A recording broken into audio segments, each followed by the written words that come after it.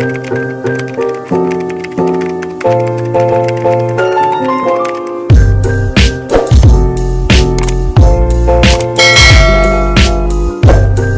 semuanya, ketemu lagi dengan kita kelompok 8. Yang pertama ada aku Andra.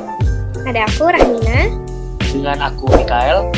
Aku Anis. Aku Hippo. Aku Meggy. Dan aku Kita semua kelompok 8. Kelompok 8. Satu keluarga. Oke, selanjutnya bakal dipandu oleh Hippolytus. Pada Hippo dipersilakan. Terima kasih Andra. Nah, di sini kelompok 8 akan mempresentasikan mengenai Analyzing Financial Performance Reports. Untuk teman-teman, selamat menyaksikan.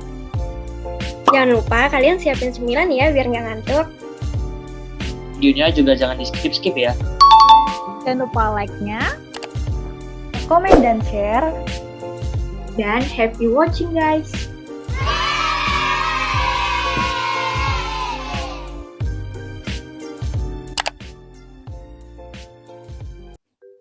Oke, selamat pagi, selamat siang, dan selamat malam teman-teman yang menyaksikan video ini. Dan untuk pertama pengawal dari presentasi ini, izinkan saya menjelaskan tentang menghitung varians. Boleh ke next slide? Jadi, ketika suatu laporan keuangan menjalankan fungsinya sebagaimana mestinya, yaitu memberikan informasi yang wajar dan relevan kepada pengguna, maka evaluasi menjadi suatu hal yang sangat fundamental dalam pelaporan keuangan. Kinerja suatu laporan keuangan menjadi beberapa aspek yang harus dinilai. Dan materi kali ini akan menjelaskan dua bagian. Yang bagian pertama itu menjelaskan bagian varians antara data aktual dan data yang dianggarkan dihitung untuk tiap unit-unit bisnisnya. Dan bagian kedua, menjelaskan bagaimana laporan varians itu digunakan oleh manajemen senior untuk mengevaluasi kinerja unit-unit bisnisnya. Seperti yang kita tahu, varians itu bersifat hierarkis, di mana varians dimulai dengan kinerja unit bisnis keseluruhan yang dibagi menjadi varians pendapatan dan varians beban. Varians pendapatan dibagi lebih lanjut lagi menjadi varians volume dan varians harga untuk unit bisnis keseluruhan dan untuk setiap pusat tanggung jawab pemasaran dalam unit tersebut. Varians tersebut dapat dibagi lagi lebih lanjut berdasarkan area penjualan dan area penjualan daerah. Varians beban dapat dibagi menjadi beban produksi dan beban lainnya. Beban produksi dapat dibagi lagi lebih lanjut berdasarkan pabrik dan departemen dalam suatu pabrik. Dan next slide. Oleh karena itu, perusahaan bisa mengidentifikasi setiap varians dengan manajer, individual yang bertanggung jawab untuk hal-hal tersebut. Analisis jenis ini adalah alat yang sangat ampuh. Tampaknya, kemanjuran anggaran laba akan sangat terbatas. Dalam mengidentifikasi faktor-faktor penyebab yang mempengaruhi laba, yang kedua itu merinci varians laba keseluruhan berdasarkan faktor-faktor penyebab kunci tersebut. Yang ketiga, fokus pada dampak laba dan varians dalam setiap produk faktor penyebab. Yang keempat, mencoba untuk menghitung dampak yang spesifik dan dapat dipisahkan dari setiap faktor penyebab dengan cara memverifikasi suatu faktor saja sementara faktor-faktor lainnya dianggap konstan. Lalu yang kelima, menambahkan kompleksitas secara bertahap, lapis per lapis, mulai dari tingkat akal, sehat, dan paling mendasar lainnya. Dan yang terakhir, menghentikan proses tersebut ketika kompleksitas yang ditambahkan di tingkat yang baru dibuat tidak dijustifikasi dengan tambahan wawasan mengenai faktor penyebab yang mendasari varians laba keseluruhan. Selanjutnya akan dijelaskan oleh teman saya. Pada slide ini, saya akan membahas mengenai varians pendapatan. Pada varians pendapatan ini bisa dijelaskan bagaimana cara menghitung harga jual, volume, dan varians bauran. Perhitungan varians pendapatan ini dibuat untuk setiap lini produk, dan hasil lini produk tersebut kemudian digabungkan untuk menghitung total varians. Varians positif itu menguntungkan karena menunjukkan bahwa laba aktual melebihi laba yang dianggarkan, sedangkan varian negatif itu berarti tidak menguntungkan. Di dalam varians pendapatan itu terdapat beberapa jenis. Yang pertama itu ada varians harga penjualan. Varians ini dihitung dengan mengalihkan selisih antara harga aktual dan harga standar dengan volume aktual. Yang kedua itu ada varians bauran dari volume. Di sini saya akan membahas mengenai penjelasan dari varians volume dan varians bauran terlebih dahulu. Varians volume itu dihasilkan dari penjualan lebih banyak unit daripada yang dianggarkan. Sedangkan varians bauran itu dihasilkan dari penjualan proporsi produk yang berbeda dari yang diasumsikan dalam anggaran. Mengapa demikian? Karena produk itu menghasilkan berbeda kontribusi per unitnya. Penjualan proporsi produk yang berbeda dari yang dianggarkan akan menghasilkan varians. Jika unit bisnis memiliki bauran yang lebih banyak atau lebih kaya, seperti proporsi produk lebih tinggi dengan margin kontribusi yang lebih tinggi juga, maka laba aktualnya akan lebih tinggi dari yang dianggarkan juga. Dan jika memiliki bauran itu yang lebih ramping atau lebih sedikit, keuntungannya itu akan lebih rendah juga. Varians volume dan varians bauran itu adalah gabungan. Jadi teknik untuk memisahkannya itu agak arbitrer. Salah satu teknik tersebut dijelaskan selanjutnya. Rumus dari varians bauran dari volume itu sendiri itu adalah volume aktual dikurangi volume yang dianggarkan. Lalu jenis varians pendapatan lainnya, yang ketiga itu ada varians bauran. Seperti yang sudah dijelaskan pengertian varians bauran di slide sebelumnya, slide kali ini akan dijelaskan mengenai rumus dari varians bauran itu sendiri. Rumus varians bauran itu adalah total volume penjualan dikalikan dengan proporsi yang dianggarkan lalu dikurangi volume penjualan aktual. Lalu jenis varians pendapatan yang keempat itu ada varians volume. Rumus varian volume itu total volume penjualan aktual dikalikan persentase yang dianggarkan, lalu dikurangi penjualan yang dianggarkan, dan dikalikan kontribusi per unit yang dianggarkan. Jenis varian pendapatan yang kelima itu ada varians penetrasi pasar dan volume industri. Salah satu perluasan analisis pendapatan itu adalah untuk memisahkan bauran dan varians volume ke dalam jumlah yang disebabkan oleh perbedaan pangsa pasar dan jumlah yang disebabkan oleh perbedaan volume industri. Prinsipnya itu adalah bahwa manajer unit bisnis bertanggung jawab atas pangsa pasar, tetapi mereka itu tidak bertanggung jawab atas volume industri, karena itu sangat dipengaruhi oleh keadaan ekonomi.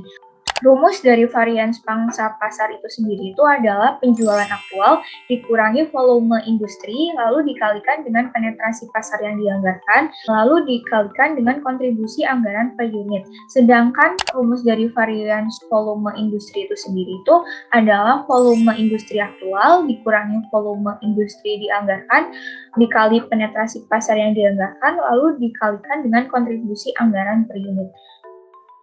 Mungkin sekian pembahasan materi varians pendapatan dari saya. Untuk materi selanjutnya akan dibahas oleh rekan saya. Terima kasih. Oke, kembali lagi dengan saya teman-teman.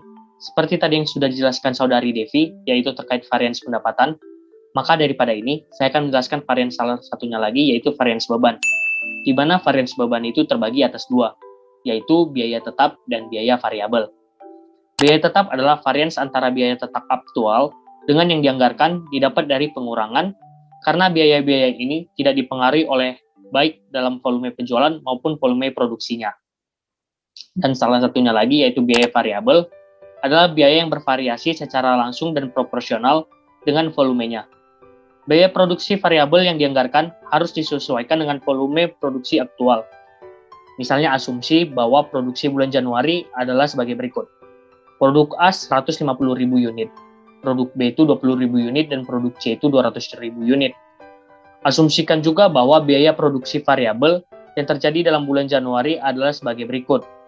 Bahan baku 470.000, tenaga kerja 65.000, overhead produksi variabel 90.000. Beban produksi yang dianggarkan disesuaikan ke jumlah yang seharusnya dikeluarkan pada kinerja aktual yang melekat pada produksi aktual, dengan cara mengalihkan setiap elemen dari biaya standar untuk setiap produk dengan volume produksi untuk produk tersebut. Sekian dari saya, terima kasih. Sebelumnya, dua teman saya sudah menjelaskan terkait bagaimana cara mengidentifikasi varians yang mengakibatkan perbedaan antara laba aktual dengan laba yang telah dianggarkan. Di sini, saya dan teman-teman saya berikutnya akan menjelaskan beberapa variasi dari pendekatan tersebut. Yang pertama ada periode waktu perbandingan. Beberapa perusahaan menggunakan kinerja tahun berjalan mereka sebagai dasar dalam perbandingan. Contohnya, untuk periode yang berakhir pada tanggal 30 Juni, mereka akan menggunakan jumlah aktual selama 6 bulan terakhir daripada hanya menggunakan jumlah aktual selama bulan Juni. Lalu, perusahaan lainnya akan melakukan perbandingan antara anggaran 1 tahun mereka dengan perkiraan kinerja aktual mereka pada saat ini. Nah, untuk laporan pada tanggal 30 Juni bukan hanya terdiri atas jumlah aktual selama 6 bulan sebelumnya, tetapi juga akan ada estimasi terbaik perusahaan untuk 6 bulan berikutnya. Perbandingan tersebut menunjukkan seberapa besar keinginan manajemen untuk meraih profit yang sudah ditetapkan. Oleh karena itu, apabila kinerja aktual berada di bawah anggaran, maka akan terjadi namanya defisit. Nah, defisit itu dapat ditutup oleh kinerja selama 6 bulan berikutnya atau mungkin juga dapat berlangsung hingga akhir tahun. Oleh karena itu, manajer senior itu perlu yang namanya perkiraan profit realistik, di mana perkiraan profit tersebut dapat mengubah kebijakan manajemen, seperti kebijakan dalam pembagian dividen, kebijakan untuk menambah kas, atau mungkin dalam kebijakan pengeluaran. Manajer cenderung optimis untuk 6 bulan kedua. Kenapa? Karena apabila mereka merasa pesimis terhadap 6 bulan kedua untuk meraih profit atau menutup defisit, maka kinerja mereka itu akan dipertanyakan oleh orang-orang sekitar mereka. Lalu yang kedua ada fokus pada margin kotor. Perubahan terhadap biaya atau faktor lain diharapkan dapat mengubah harga suatu produk. Nah, kemudian tugas dari manajer pemasaran sendiri adalah memikirkan bagaimana cara mereka untuk memperoleh margin kotor yang sudah ditetapkan. Margin kotor didefinisikan sebagai selisih konstan antara biaya dengan harga jual. Nah, analisis varians yang satu ini tidak memiliki yang namanya varians harga jual, tetapi dia memiliki yang namanya varians margin kotor. Analisis varians yang ini dilakukan dengan mengganti margin kotor dengan harga jual dalam persamaan pendapatan. Margin kotor sendiri didefinisikan sebagai selisih antara harga jual aktual dengan biaya produksi standar, di mana biaya produksi standar ini adalah biaya yang juga diikuti dengan perubahan-perubahan seperti perubahan dalam tingkat upah maupun perubahan dalam harga bahan. Oleh karena itu, apabila biaya produksi standar ini tidak efisien dalam manufaktur, maka dia juga tidak mempengaruhi kinerja organisasi pemasaran. Sekian yang dapat saya sampaikan. Beberapa variasi lainnya akan dijelaskan oleh teman saya. Terima kasih. Baik, selanjutnya kita akan membahas tentang standar evaluasi. Nah, di dalam sistem pengendalian manajemen, standar formal yang digunakan dalam evaluasi laporan aktivitas aktual terdiri atas 3 jenis. Untuk jenis yang pertama, yaitu standar atau anggaran yang telah ditentukan, yang dimana jenis ini merupakan standar yang sangat baik jika dipersiapkan dan dikoordinasikan dengan hati-hati. Dan ini merupakan dasar untuk membandingkan kinerja aktual di banyak perusahaan. Serta jika angka-angka anggaran dikumpulkan secara serampangan, angka-angka tersebut jelas tidak akan memberikan dasar yang dapat diandalkan untuk diperbandingkan. Jenis yang kedua ada standar historis. Ini adalah catatan kinerja aktual pada masa lalu. Dan hasil ini untuk bulan ini dapat dibandingkan dengan hasil bulan lalu atau dengan hasil untuk bulan yang sama pada tahun lalu. Dan untuk jenis standar ini memiliki 2 kelemahan. Untuk kelemahan yang pertama yang dimana kondisi mungkin telah berubah antara 2 periode dengan cara yang membuat perbandingan menjadi tidak valid. Yang menjadi kelemahan kedua, kinerja periode sebelumnya mungkin tidak dapat diterima. Nah, selanjutnya ada jenis yang ketiga yang dimana adalah standar eksternal. Karena jenis ini merupakan standar yang diturunkan dari kinerja pusat pertanggungjawaban lain atau perusahaan lain dalam industri yang sama. Kinerja satu kantor penjualan cabang dapat dibandingkan dengan kinerja kantor penjualan cabang yang lainnya. Nah, Jika kondisi di pusat pertanggungjawaban ini serupa, perbandingan tersebut dapat memberikan dasar yang dapat diterima untuk mengevaluasi kinerja. Dan beberapa perusahaan mengidentifikasi perusahaan yang mereka yakini sebagai yang terbaik dikelola di industri dan menggunakan nomor dari perusahaan itu, baik dengan kerjasama perusahaan itu atau dari materi yang diterbitkan sebagai dasar perbandingan. Tentunya kita harus membahas juga terkait batasan pada standar, yang dimana perbedaan antara kinerja aktual dan standar hanya bermakna jika diturunkan dari standar yang valid. Yang dimana biaya standar mungkin bukan perkiraan yang akurat tentang biaya apa yang seharusnya ada dalam situasi tersebut. Yang mana situasi ini dapat muncul karena alasan yang pertama, standar tidak ditetapkan dengan benar. Yang kedua, meskipun ditetapkan dengan benar, mengingat kondisi yang ada pada saat itu, kondisi yang berubah telah membuat standar menjadi usang. Dan langkah yang pertama yang penting dalam analisis varians adalah pemeriksaan validitas standar. Selanjutnya kita akan membahas terkait sistem biaya penuh. Nah, jika perusahaan memiliki sistem biaya penuh, biaya overhead variabel dan tetap dimasukkan ke dalam persediaan dengan biaya standar per unit. Nah, jika persediaan akhir lebih tinggi dari persediaan awal, beberapa biaya overhead tetap menjadi pada periode tersebut tetap berada dalam persediaan daripada mengalir ke harga pokok penjualan. Dan sebaliknya, jika saldo persediaan menurun selama periode tersebut, lebih banyak biaya overhead tetap yang dikeluarkan ke harga pokok penjualan daripada jumlah yang diaktualisasikan. Contoh, kita mengasumsikan bahwa tingkat persediaan tidak berubah. Dengan demikian, masalah memperlakukan varians yang terkait dengan biaya overhead tetap tidak muncul. Jika tingkat persediaan berubah dan jika volume produksi aktual berbeda dari volume penjualan yang dianggarkan, sebagian dari varians volume produksi dimasukkan ke dalam persediaan. Namun demikian, jumlah penuh dari varians volume produksi harus dihitung dan dilaporkan. Varians ini adalah selisih antara biaya produksi yang tetap dan dianggarkan pada volume aktual, yang dimana sebagaimana dinyatakan dalam anggaran fleksibel dan biaya produksi tetap standar pada volume tersebut. Nah, jika perusahaan memiliki sistem biaya variabel, biaya produksi tetap tidak termasuk dalam persediaan, sehingga tidak terjadi varians volume produksi. Varians biaya produksi tetap hanyalah perbedaan antara jumlah yang dianggarkan dan jumlah aktual. Nah, poin penting adalah bahwa varians produksi harus dikaitkan dengan produksi volume, bukan volume penjualan. Next, mungkin kita membahas terkait jumlah detail. Sebagai contoh, mari kita menganalisis varians pendapatan pada beberapa tingkat. Yang dimana pada masing-masing level ini, kita menganalisis varians berdasarkan produk individual.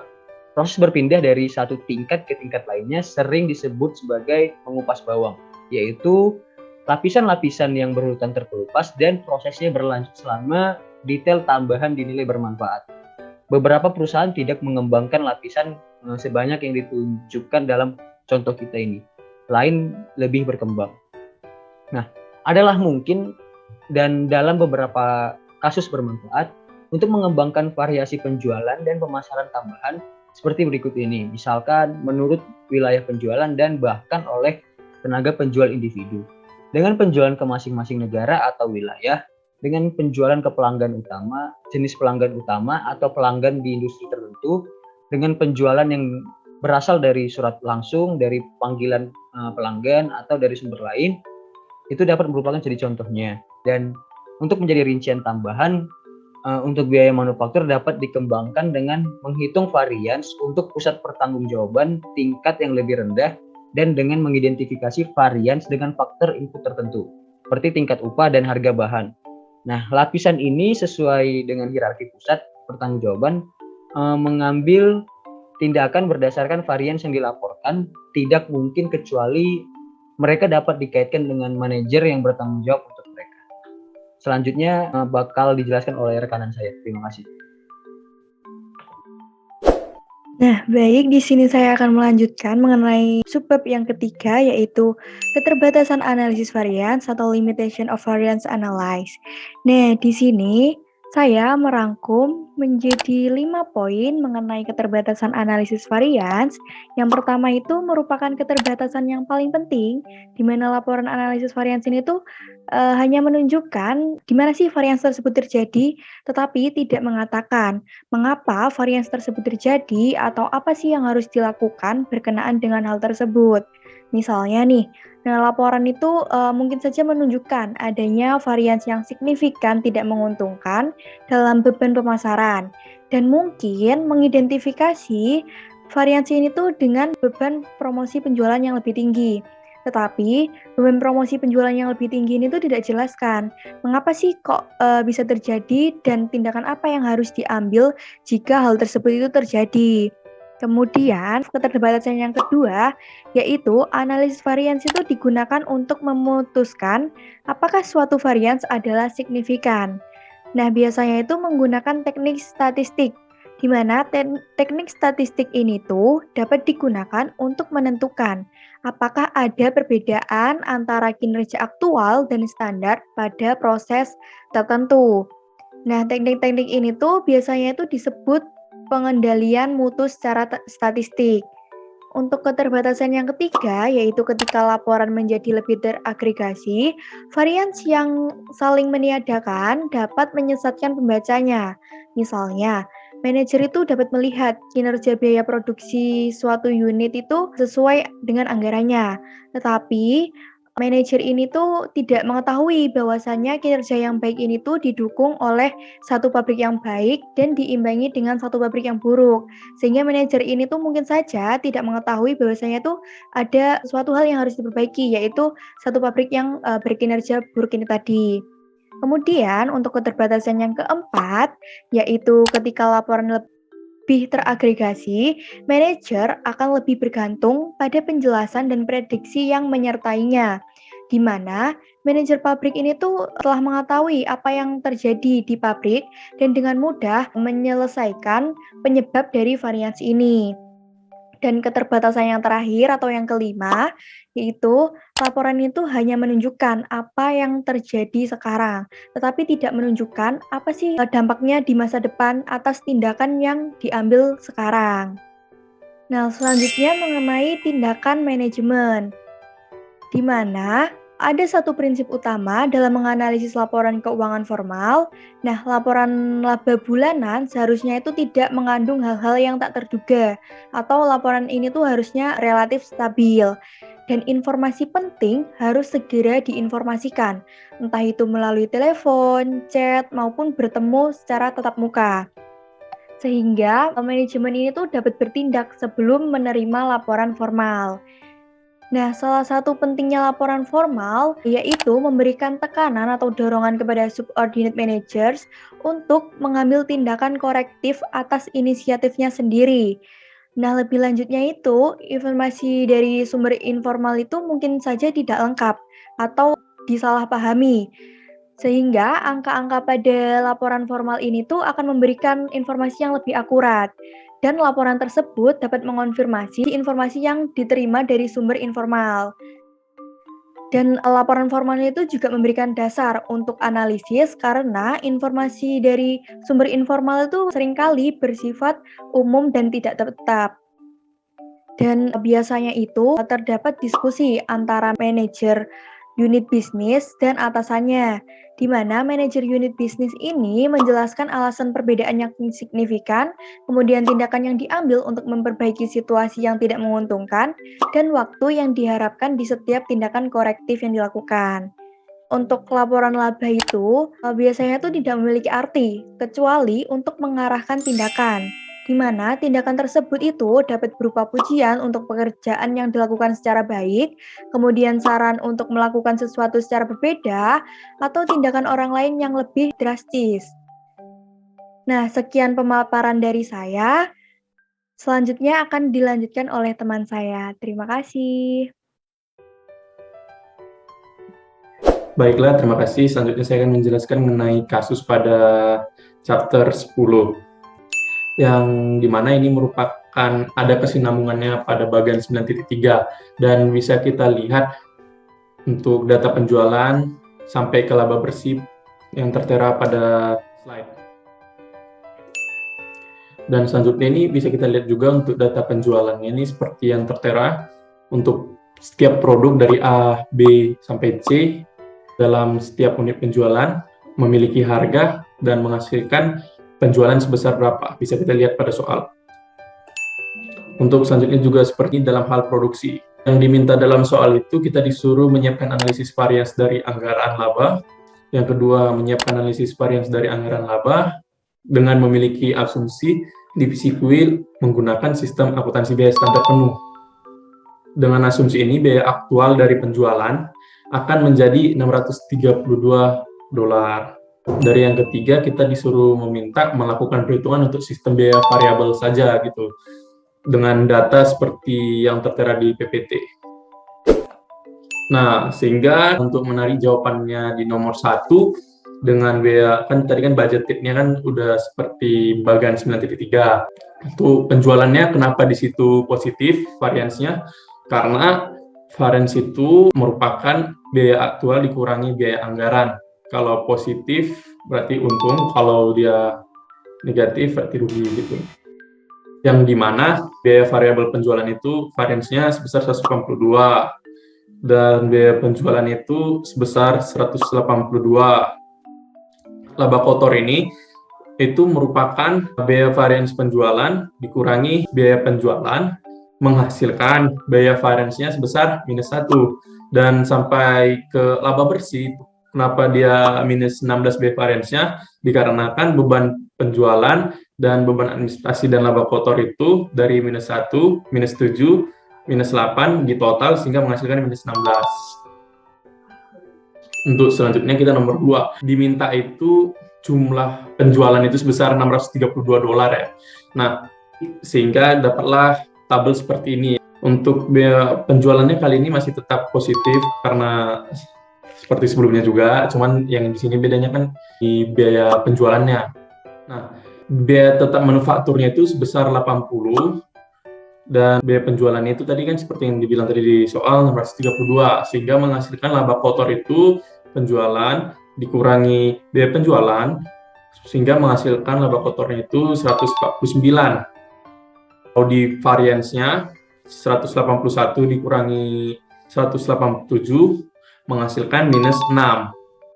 Dan untuk laba bersihnya ini merupakan hasil dari laba kotor, beban penjualan, dan beban administratif di total. Keseluruhannya sebesar -21. Untuk yang nomor 3, di sini kita kan untuk meminta yang pertama itu volume penjualan yang dianggarkan itu. Dan pasar yang dianggarkan ini merupakan persentase yang dianggarkan gitu. Dan untuk pangsa aktual kemudian kita cari volume industri pada slide tertera seperti ini, dan yang terakhir itu pangsa pasar sebenarnya itu sebesar 20% untuk produk B, untuk produk C itu sebesar 10%, totalnya itu sebesar 15%, begitu teman-teman. Untuk selanjutnya itu ada variance karena pangsa pasar, penjualan aktual per unit dari setiap produk A, B, C. Kita cari lagi bagian yang dianggarkan pada volume industri aktual. Habis itu kita kurangi dan mencari selisihnya. Kemudian kita mencari kontribusi unit yang dianggarkan itu seperti pada soal ada. Dan variance karena pangsa pasar itu di mana ketentuan itu selisih dikali kontribusi unit yang dianggarkan. Nah, untuk variance karena volume industri, dari volume industri aktual itu menghasilkan totalnya 2090 dan volume industri yang dianggarkan itu menghasilkan total 3000, maka selisihnya itu merupakan pengurangan dari industri aktual kurang industri yang dianggarkan, maka sebesar 250. Terus di sini kita untuk mencari hasil kalinya itu selisih itu dikali pangsa pasar yang dianggarkan menghasilkan nilai seperti ini. Dan untuk kontribusi unit anggarannya itu 0,2, 0,9, 1,2 untuk produk A, B, dan C. Sehingga jumlahnya itu, jumlah tadi yang kita hasil kalinya itu dikalikan lagi dengan anggaran. Sehingga menghasilkan produk A-nya itu -59, produk B-nya itu 27, dan produk C-nya itu 12,02, dan totalnya itu 9,38. Sekian dari saya, terima kasih. Halo, di sini saya akan menjelaskan mengenai case 1 part B, yang dimana dalam slide ini disajikan data-data yang menjelaskan hasil keuangan aktual dari divisi Tempel untuk bulan Maret tahun 1988. Sehingga dalam perhitungan ini diperoleh laba bersih senilai $85. Di sini disajikan juga mengenai informasi penjualan untuk produk A, B, dan C beserta jumlah dan unit harganya, sehingga didapatkan total penjualannya yaitu sebesar $498 seperti yang tertera dalam laporan laba rugi di slide sebelumnya. Berikutnya, di sini juga disajikan informasi mengenai produksi untuk produk A, B, dan C dengan rincian biaya manufaktur itu terdiri dari bahan baku, biaya tenaga kerja, dan variabel overhead untuk produk A, B, dan C pada bulan Maret. Selain itu, di sini juga disajikan volume industri untuk bulan Maret untuk produk A, B, dan C yaitu masing-masing ada 500 unit, 600 unit, dan 1000 unit. Nah, di sini untuk menjawab pertanyaan yang pertama, yaitu diminta analisis varians menggunakan sistem akuntansi biaya standar variabel tanpa memasukkan varians yang berkaitan dengan biaya overhead tetap. Jadi di sini yang dihitung yaitu hanya biaya variabelnya, bukan biaya overhead. Yang pertama mengenai penjualan. Di sini kita membandingkan antara biaya aktual dengan biaya yang sudah dianggarkan. Nah, perbandingan ini nantinya akan menghasilkan varians yang berarti selisih antara aktual dan anggaran.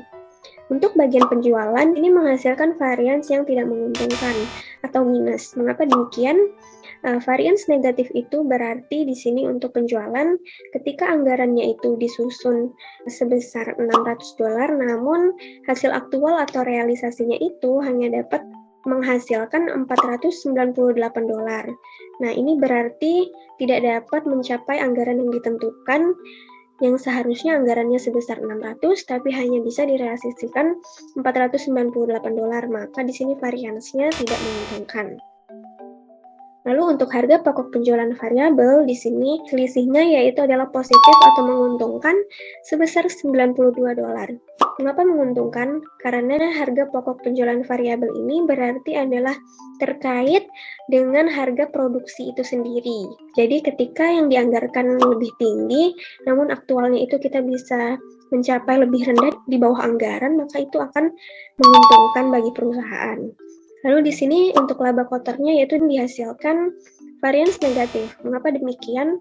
Karena dalam laba kotor ini berarti aktualnya lebih kecil daripada anggaran. Untuk menghitung laba bersihnya, di sini ada beban-beban menjadi pengurang dari laba kotor itu sendiri. Hasilkan laba bersih sebesar $155.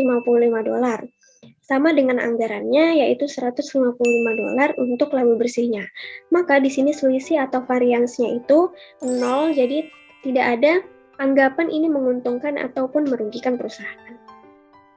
Nah, untuk perhitungan kedua ini akan menggunakan sistem akuntansi biaya standar penuh, yaitu metode penentuan harga pokok produksi yang memperhitungkan semua unsur biaya ke dalam harga pokok produksi, baik biaya tetap maupun biaya variabelnya.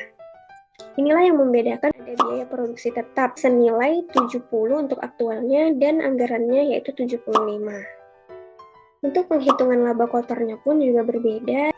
Hasil dari harga pokok penjualan variabel itu ditambah dengan biaya produksi tetap menghasilkan beban penjualan, di mana berarti aktualnya ini berhasil untuk menghemat beban penjualan daripada apa yang dianggarkan. Maka di sini hasilnya variansnya adalah positif atau menguntungkan. Untuk menghitung laba bersihnya dikurangi dengan beban penjualan dan beban administrasi menghasilkan laba bersih sebesar $85 dan anggarannya sebesar 80. Maka variansnya di sini adalah $5 yang positif karena laba bersih aktualnya lebih besar dari laba bersih yang sudah dianggarkan. Nah, untuk slide yang ditampilkan saat ini hanya tambahan dan opsional. Ini adalah rincian dari analisis varians yang saya jelaskan, termasuk analisis varians pendapatan dan beban, hingga ikhtisar untuk di step terakhirnya. Nah, ini ada varians harga penjualan dan varians volume bauran dan penjualan. Lalu selanjutnya ada varians pendapatan berdasarkan produk dan varians volume industri dan pangsa pasar Maret 1988. Nah, ini perhitungannya tadi sudah dijadikan untuk jawaban poin kedua tadi di case 1 part B.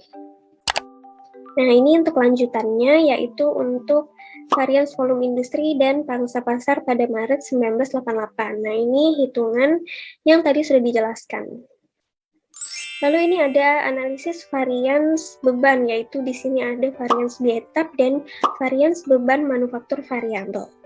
Nah, untuk yang terakhir yaitu ada disajikan, ini adalah ikhtisar laporan kinerja dan analisis varians berdasarkan perhitungan yang sudah dirincikan tadi. Nah, selesai sudah tadi perhitungan antara case 1 part A dan case 1 part B, serta jawaban untuk soal yang kedua sudah saya jelaskan, dan teman-teman saya semua sudah menjelaskan mengenai materi analisis varians ini dalam laporan keuangan untuk sistem pengendalian manajemen. Semoga bermanfaat ya. Nah, sudah cukup jelas ya apa yang disampaikan oleh teman-teman presentator terkait materi yang kita bawakan pada kesempatan kali ini. Nah, sebelum menutup, izinkan kita untuk berpantun ria terlebih dahulu. Menggoreng ikan dicampur bakmi. Enak tuh. Enak tuh. Digoreng terpisah, jangan sekaligus. Cakep. Cukup sekian presentasi kami. Semoga mendapat nilai yang bagus. Mantap. Terima kasih buat teman-teman yang sudah menyaksikan video kita. Semoga video ini dapat memberikan manfaat. See you. See you.